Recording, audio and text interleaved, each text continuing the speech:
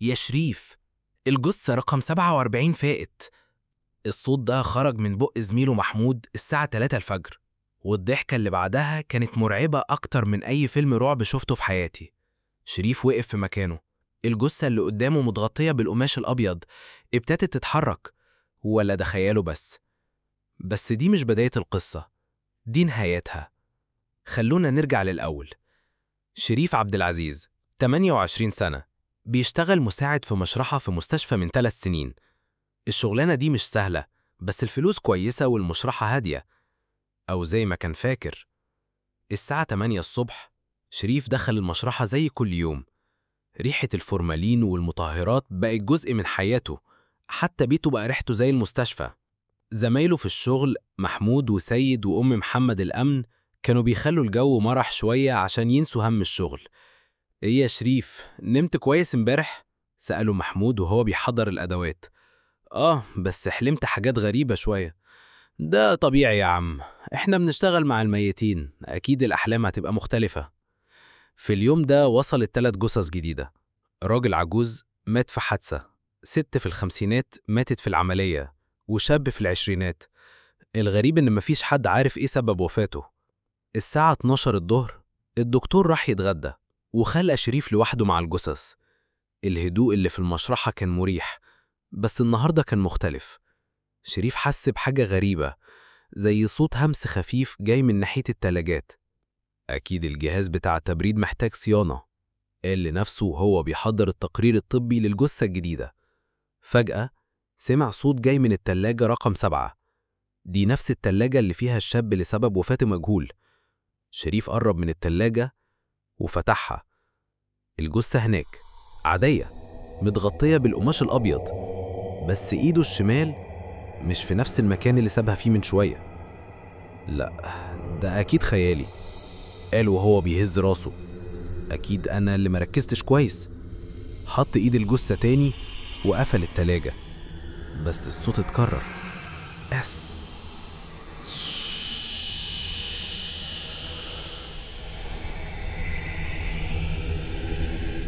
لما رجع محمود من الغدا شريف حكاله اللي حصل.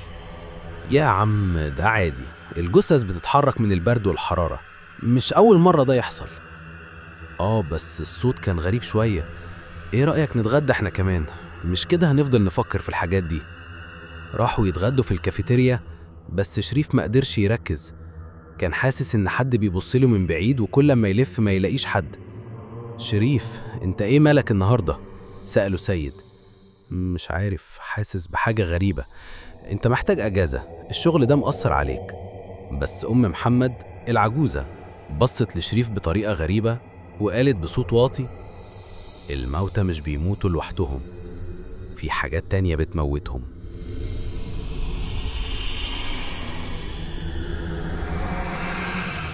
شريف كان عنده وردية ليلة دي من الساعة 8 بالليل لحد 6 الصبح، هو والحارس الليلي عبد الله راجل في الستينات، بيشتغل حارس في المستشفى من 20 سنة. عنده حكايات كتير عن حاجات غريبة شافها في الليل. يا شريف، انت عارف ان المكان ده كان مقبرة من 100 سنة؟ ايه؟ ازاي؟ قبل ما يبنوا المستشفى هنا كان هنا مقابر كبيرة، لسه في قبور تحت الأرض. المعلومة دي خلت شريف يحس بخوف شوية، بس قال لنفسه إن دي مجرد خرافات. الساعة 11 بالليل عبد الله راح يشرب شاي وخلى شريف لوحده. الإضاءة كانت ضعيفة شوية، والصوت الوحيد اللي موجود هو صوت أجهزة التبريد. شريف قعد يقرأ في كتاب، بس حس بصوت فرقعة من ناحية التلاجات تاني. المرة دي الصوت كان أقوى وجاي من أكتر من تلاجة. قام وفتح تلاجة رقم 7.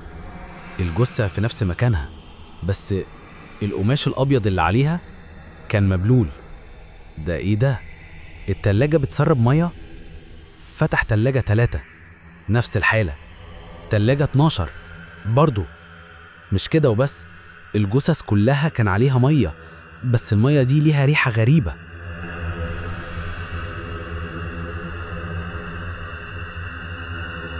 شريف اتصل بعبد الله عشان يجي يشوف ده، بس عبد الله قال له: ده عادي يا ابني، اكيد التبريد بايظ، هنبلغ الصيانة بكرة الصبح. بس عبد الله لما شاف المية وشه اتغير. يا شريف، دي مش مية عادية. ازاي؟ شم كويس، انا عارف الريحة دي كويس. فجأة الكهرباء انقطعت، المشرحة كلها بقت ضلمة، والصوت الوحيد اللي موجود هو صوت المولد الكهرباء بيشتغل. في الضلمة دي شريف سمع حاجة مرعبة، صوت أقدام ماشية جاية من ناحية التلاجات. عبد الله، انت سمعت ايه؟ سمعت ايه؟ صوت أقدام. لا يا ابني، دي أصوات المولد.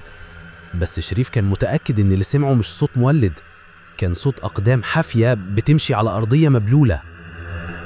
الكهرباء رجعت بعد 10 دقايق، وشريف جري يشوف التلاجات كلها مقفولة زي ما سابها، بس المية اللي كانت موجودة اختفت.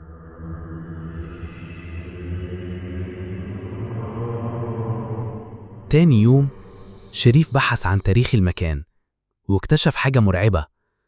المستشفى اتبنى على أرض كانت مقابر قديمة. المقابر دي كانت مخصصة للناس اللي محدش عرف هويتهم.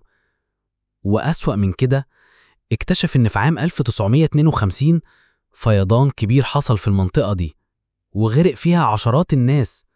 الجثث دي اتدفنت بسرعة في نفس المقابر. والأغرب من ده كله إن الشاب اللي وصل امبارح وسبب وفاته مجهول، لقوه في النيل.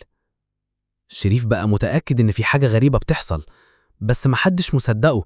حتى محمود وسيد بقوا يقولوا له إنه بيتخيل. الليلة دي شريف قرر يفضل صاحي ومركز عشان يشوف إيه اللي بيحصل فعلا. شرب قهوة كتير وقعد في أوضة المراقبة بيراقب كل التلاجات. الساعة 12 بالليل هدوء تام. الساعة 1 صوت فرقعة خفيفة. الساعة 2 صوت أقدام تاني، بس المرة دي أوضح. الساعة 2:30 شريف شاف حاجة خلته مش عارف يتحرك من مكانه. تلاجة رقم 7 بدأت تفتش لوحدها ببطء شديد. شريف ما قدرش يتحرك من الخوف، بس أجبر نفسه يقوم عشان يشوف إيه اللي جوه. قرب من التلاجة وقلبه بيدق جامد. فتح التلاجة بالكامل. الجثة مش موجودة، بس في أثر مية على الأرض، والأثر ده بيوصل للباب اللي بره.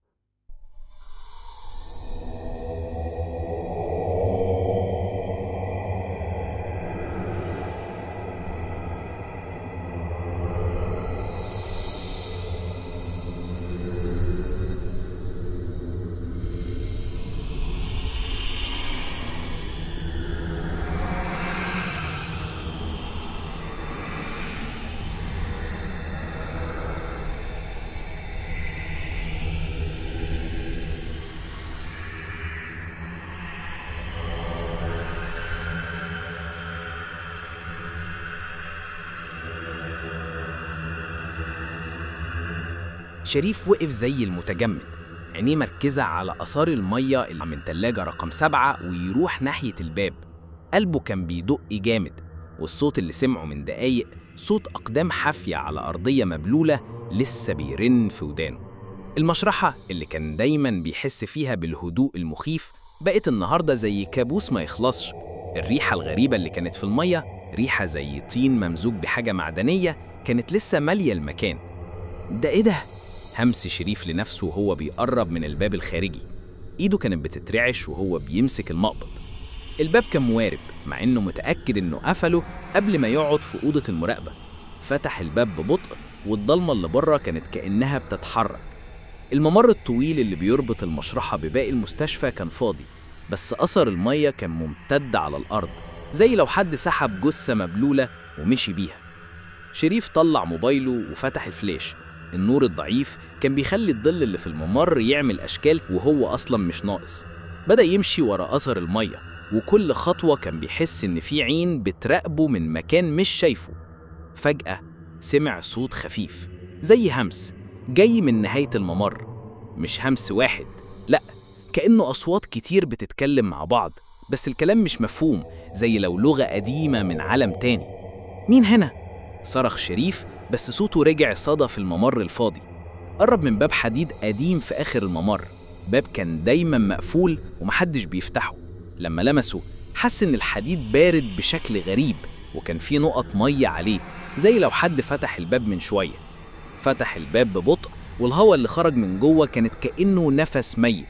نزل كام سلمة لتحت، لقى نفسه في ممر تحت الأرض، مكان ضلمة ومليان ريحة رطوبة وعفن. الفلاش بتاع الموبايل بدأ يعلق والضلمة كانت بتاكل النور.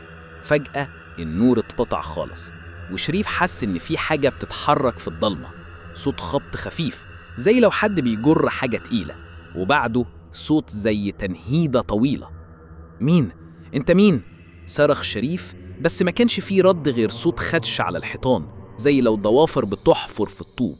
في اللحظة دي سمع صوت بنت صغيرة بتعيط. الحقني، ما تسيبنيش. الصوت كان جاي من جوه الأنفاق. شريف حس إن قلبه هيقف. الصوت ده مش صوت بنت عادية، كان في حاجة غلط، زي لو جاي من مكان بعيد جدا أو من عالم تاني. حاول يجري ناحية فوق، بس رجليه كانت تقيلة زي لو في إيدين من تحت ماسكاه. الضلمة كانت بتخنقه، وفجأة حس إن في نفس بارد على رقبته. لف بسرعة والفلاش بتاع الموبايل رجع يشتغل. شاف حاجة خلته يصرخ.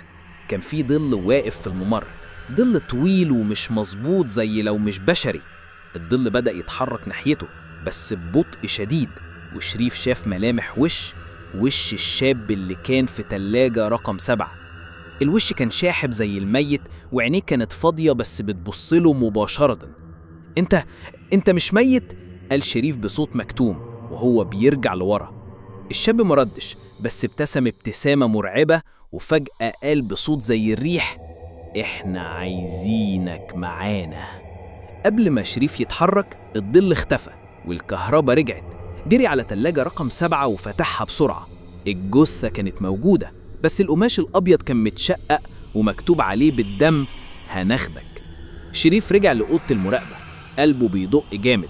قعد يحاول يهدي نفسه، بس الصوت رجع تاني، صوت أقدام كتير وهمس بيزيد. فتح شاشة الكاميرات وشاف حاجة مستحيلة. الجثث في التلاجات كلها بتتحرك. القماش الأبيض بتاعهم كان بيقع على الأرض، والجثث، الراجل العجوز، الست والشاب، قاموا وقفوا وعيونهم بتبصله زي ما يكونوا عارفين إنه شايفهم في الكاميرا، وبيبصوله وبيقربوا قوي من الكاميرا وبيضحكوا ضحكات مرعبة. الساعة 3 الفجر الباب الداخلي اتفتح بعنف ومحمود دخل. يا شريف، الجثة رقم 47 فائت. ضحكته كانت زي المجنون، وشريف لمح في عينيه نفس النظرة الفاضية اللي شافها في عيون الشاب. فجأة الجثث بدأت تقرب منه، خطواتهم تقيلة ومبلولة والمية بتنزل منهم. الراجل العجوز نطق بصوت مكسور: الأرض دي ملعونة وانت الدفعة الجديدة. شريف حاول يجري بس الباب كان مقفول. الجثث حواليه في كل حتة، وإيد الشاب مسكت كتفه بقوة مش طبيعية. ما تسيبناش، همس الشاب، وفجأة الأرض اتهزت تحت رجليه. صوت زعيق ملى المشرحة، وشريف شاف أرواح بتطلع من الحيطان، أشكال مشوهة بتصرخ وبتمد إيديها ناحيته. الضلمة غطت المكان، والصوت الوحيد كان صوت الموتى وهم بيقولوا: انت بتاعنا. الصبح لما الدكتور دخل المشرحة لقى شريف مرمي على الأرض، وشه أبيض زي الجثث. التلاجات كانت مقفولة والقماش الأبيض في مكانه، بس على الحيطة كان في كتابة بالدم مكتوب: المقابر ما بتنساش. ومن يومها كل ليلة في المشرحة بتتسمع أصوات أقدام وهمس جاي من تلاجة رقم 7، وأي حد يقرب منها بيحس إن في حاجة بتمسك روحه.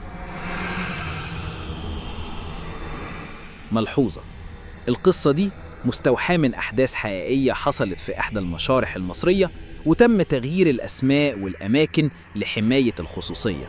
الأرواح والأشباح اللي اتذكرت في القصة قائمة على شهادات حقيقية من العاملين في المشارح.